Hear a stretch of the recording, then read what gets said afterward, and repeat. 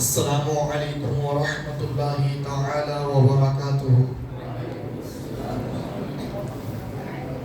الحمد للہ العلی الاکبر والصلاة والسلام علی سید البشر شفیع الامم فی یوم المحشر وعلی آلہ واصحابہ السرج الغرر، اما بعد فقد قال اللہ تعالی فی القرآن المجید والفرقان الحمید: یا ایہا الذین آمنوا اذا نودی للصلاة من یوم الجمعۃ فاسعوا الی ذکر اللہ۔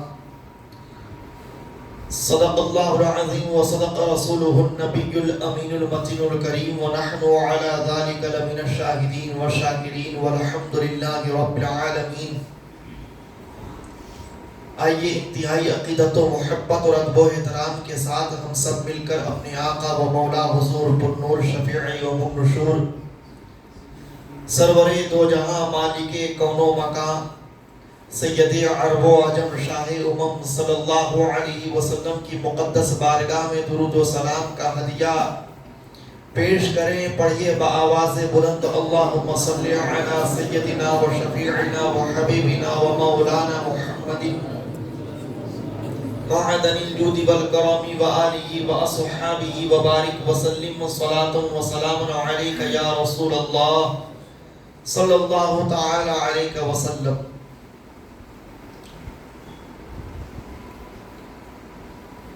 گزشتہ جمعہ کو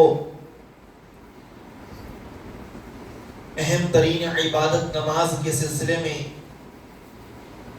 گفتگو کی گئی۔ آج بھی موضوع سخن نماز ہی ہے۔ میرے آقا صلی اللہ علیہ وسلم نے نماز کی اہمیت کے تعلق سے ارشاد فرمایا: من حافظ علیہا کانت لہو نورا و برہانا و نجاتا یوم القیامہ۔ جو شخص نماز کی پابندی کرے گا، نماز کو ہمیشہ ادا کرے گا،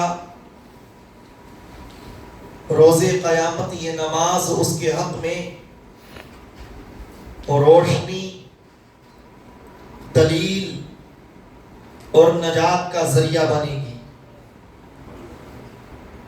یہ نماز ہمیں روز محشر میں منور اور درخشندہ رکھے گی، تاریکیوں میں ہمیں اجالا بخشے گی اور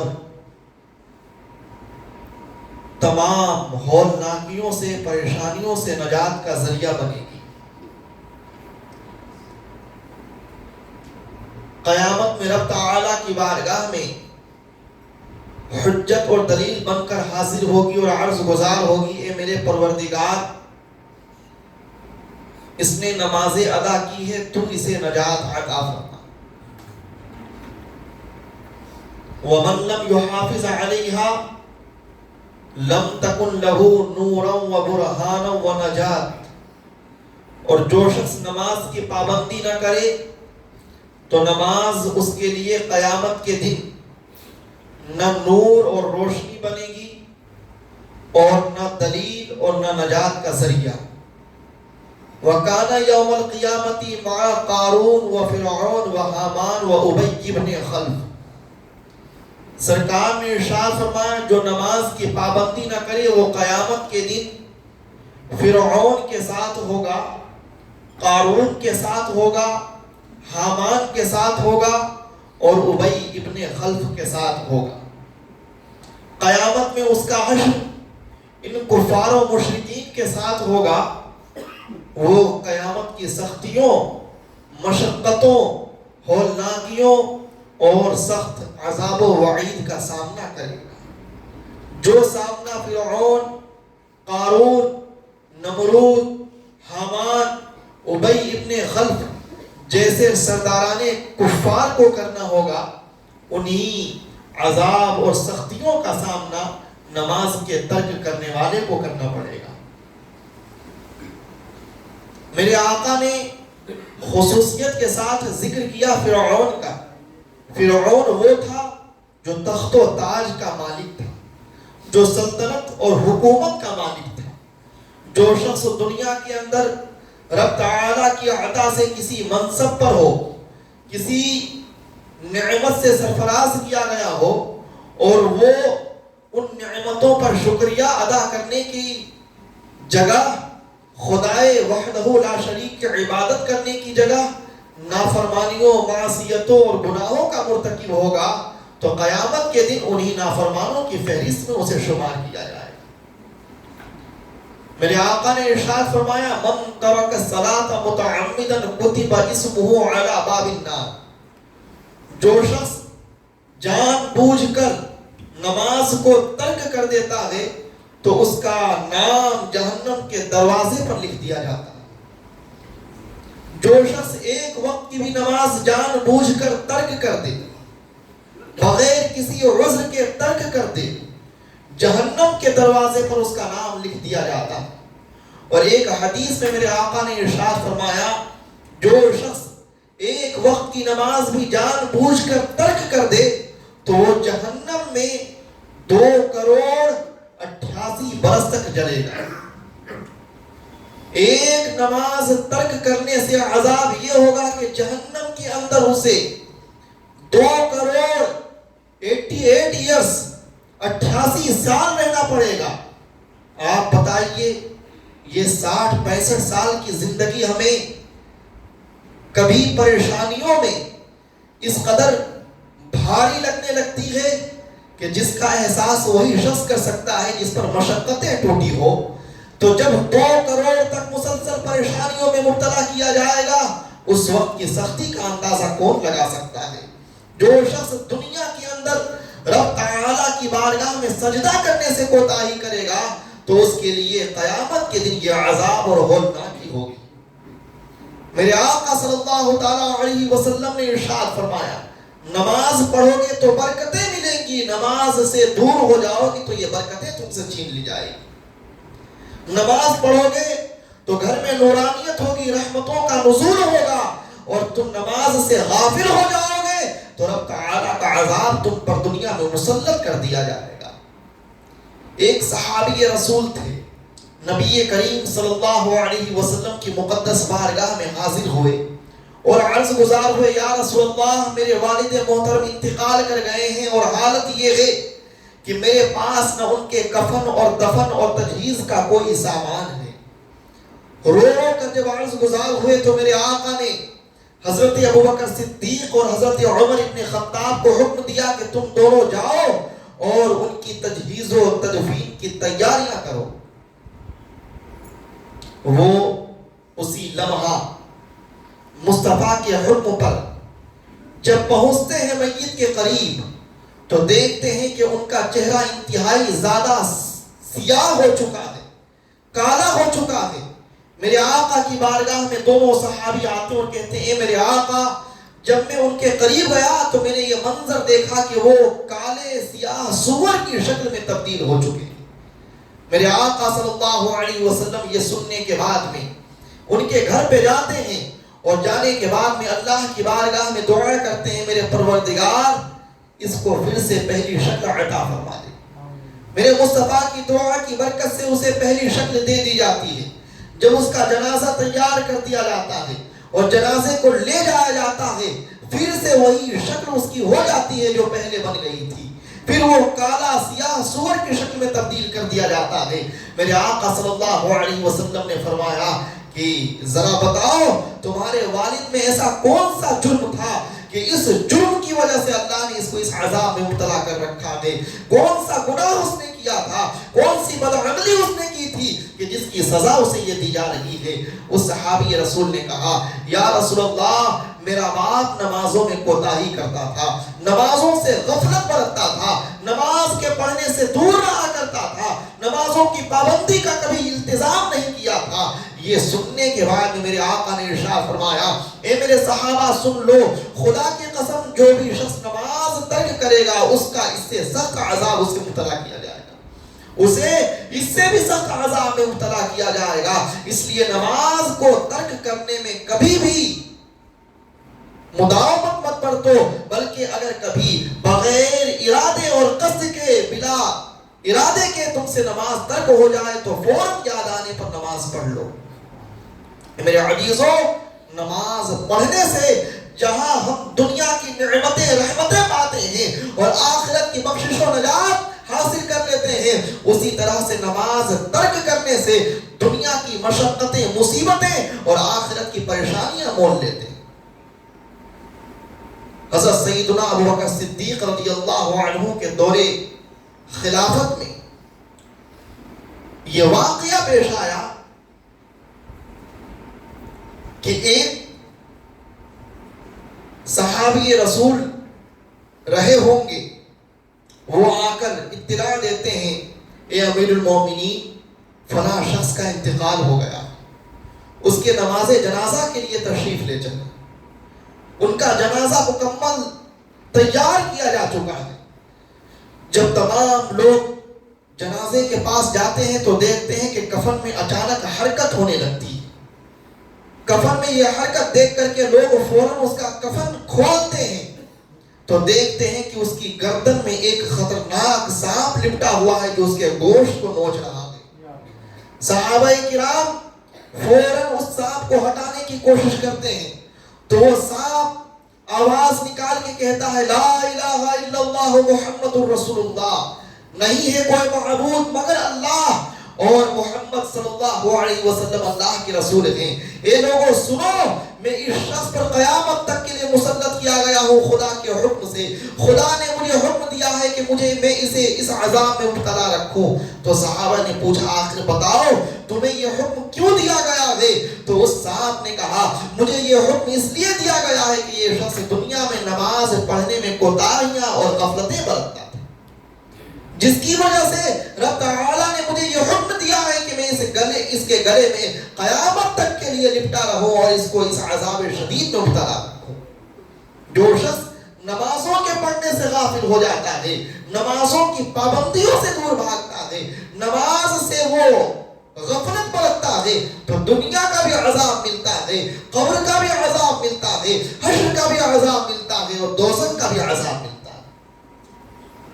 دنیا میں وہی مسلمان اندر سے مطمئن اور پرسکون ہے، دنیا میں وہی مرد مومن اندر سے خوشی اور مسرت میں ہے جو نمازوں کی پابندی کرتا ہے، جو نمازوں کو وقتوں پر ادا کرتا ہے، نماز کے سنن و مستحبات کی ادائیگی کرتا ہے، حتیٰ کہ نوافل کا بھی ارتکاب کرتا ہے۔ اللہ رب العزت ارشاد فرماتا ہے حدیث قدسی میں کہ میرا بندہ مجھ سے نوافل کے ذریعے قریب ہوتا ہے، فرائض کے ذریعے نہیں، سنن مؤکدہ کے ذریعے نہیں، سنن غیر مؤکدہ کے ذریعے نہیں، بلکہ نوافل کے ذریعے مجھ سے قریب ہوتا ہے۔ جب بندہ فرائض کی پابندی کر لے، سنن مؤکدہ کی پابندی کر لے، سنن غیر مؤکدہ کی پابندی کر لے اور اس کے بعد وہ نوافل پڑھا کرتا ہے سب شب و روز، تو رب تعالیٰ اسے اپنا قرب عطا فرماتا ہے، اسے اپنے مقرب بندوں میں شمار کر لیتا ہے، اسے اپنا پسندیدہ اور محبوب بندہ بنا لیتا ہے اور پھر رب تعالیٰ اس پر دنیا اور آخرت کا انعام منکشف کر دیتا ہے، اس کے لیے دنیا اور آخرت کی رحمتیں اور برکتوں کے دروازے کھول دیتا ہے۔ حدیث شریف میں ہے، کان اصحاب رسول اللہ صلی اللہ علیہ وسلم لا يرون شيئا من اعماله ترکہ کفر غیر الصلاۃ۔ صحابہ کرام رضوان اللہ تعالی علیہم اجمعین کسی عمل کو سوائے نماز کے کفر نہ سمجھتے تھے، کسی عمل کو جس کا ترک کرنا کفر ہو تو صرف نماز کو سمجھتے تھے۔ فرماتے تھے کہ اگر کسی عمل کے ترک کرنے سے کفر ہو سکتا ہے تو وہ نماز ہے، کسی عمل کے چھوڑنے سے کفر میں بندہ مبتلا ہو سکتا ہے تو وہ نماز ہے۔ جب بندہ رب کی نافرمانی کرتا ہے نماز ترک کر کے تو ممکن ہے کہ خدا کا انکار بھی کر بیٹھے، اس لیے ترک نماز کرنے سے، نمازوں کو چھوڑ دینے سے اندیشہ ہے کہ بندہ ایمان سے خارج ہو جائے اور کفر کے قریب پہنچ جائے۔ اگر کوئی بندہ جس کو نماز کی تعلیم دی جا رہی ہو، نماز کے بارے میں بتایا جا رہا ہو کہ تم نمازیں پڑھو، نماز کی پابندی کرو اور وہ تیش میں آ کر کے غضب میں آ کر کے یہ لفظ ادا کر دے کہ جاؤ میں نماز نہیں مانتا ہوں، خدا کی قسم اس پر کفر کا فتویٰ ہو جائے گا۔ اسی لیے ترک نماز سے اندیشہ ہے کہ ایمان چلا جائے، ترک نماز سے اندیشہ ہے کہ بندہ ایمان سے محروم ہو جائے۔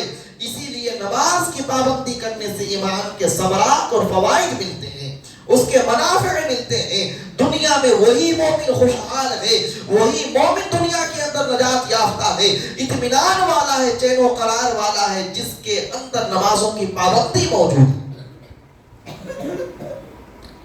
میں نے سینکڑوں مصلیوں سے ملاقات کی، بحمدہ تعالی جو بھی نماز کی پابندی کرتے تھے، میں نے ان کو ہر حال میں ہمیشہ خوش اور مسرت میں ڈوبا ہوا پایا۔ میں نے ان کو ہر چیز میں اطمینان والا پایا، ہر چیز میں سکون و قرار والا پایا، اور یہ جو اطمینان ان کے اندر تھا، یہ اطمینان صرف نمازوں کی پابندی کی وجہ سے تھا۔ دنیا میں ہمارے آنکھوں کی ٹھنڈک، ہمارے دل کا سکون، ہمارے ذہن و فکر کی راحت رکھ دی گئی ہے نماز کے اندر۔ میرے آقا نے ارشاد فرمایا نماز میری آنکھوں کی ٹھنڈک ہے۔ بتائیے جب آنکھیں ٹھنڈی ہوتی ہے تو دل ٹھنڈا ہوتا ہے، جب دل ٹھنڈا ہوتا ہے تو جسم ٹھنڈا ہوتا ہے، اس لیے کہ اسی کے جسم کے اندر فساد پیدا ہوتا ہے، طیش و غضب پیدا ہوتا ہے، جو رب کی رحمتوں سے دور ہوتا ہے نماز سے غافل ہوتا ہے۔ اس لیے نمازوں کی پابندی میں ہمیشہ مداومت برتیے، ہمیشگی برتیے، اور اپنے گھر والوں کو تلقین کیجئے کہ وہ نماز پڑھیں۔ نماز کے مسائل بھی آج کے بہت سارے لوگ نہیں جانتے، اور نہ توفیق ملتی ہے کہ وہ علماء فقہا کی مجلسوں میں بیٹھ کر چند لمحے ان سے نماز کے فرائض، نماز کے واجبات، نماز کے سنن و مستحبات پوچھ لیے جائیں کہ بتائیے نماز کن چیزوں سے صحیح ہوگی اور کن چیزوں سے فاسد ہو جائے گی۔ نماز کے مکمل طریقے سے بھی آج ہماری عوام غافل ہے، بڑے بھی غافل ہیں، چھوٹے بھی غافل ہیں۔ یاد رکھیے اگر آج ہم خود نماز کی مکمل تعلیم نہیں لیتے ہیں اور اپنے بچوں کو نماز کی مکمل تعلیم و تربیت نہیں دیتے ہیں تو رب تعالیٰ قیامت کے اندر ہم سے سوال کرے گا۔ حدیث شریف میں ہے، میرے آقا نے ارشاد فرمایا قیامت کے دن سب سے پہلے جس چیز کا سوال کیا جائے گا وہ نماز ہے۔ جب بندے قبر سے اٹھائے جائیں گے، میدان محشر میں لائے جائیں گے، اور میدان محشر کے بارے میں میرے آقا نے ارشاد فرمایا اس دن کوئی سایہ نہ ہوگا سوائے اللہ رب العزت کے عرش کے سائے کے، عرش الہی کے سائے کے کوئی سایہ نہیں ملے گا، اور عرش الہی کا سایہ انہیں ملے گا جو رب کی بندگی کرتے تھے، نمازوں میں پابندی کرتے تھے۔ اس عرش کی چھاؤں صرف نماز پڑھنے والوں کو میسر ہوگی۔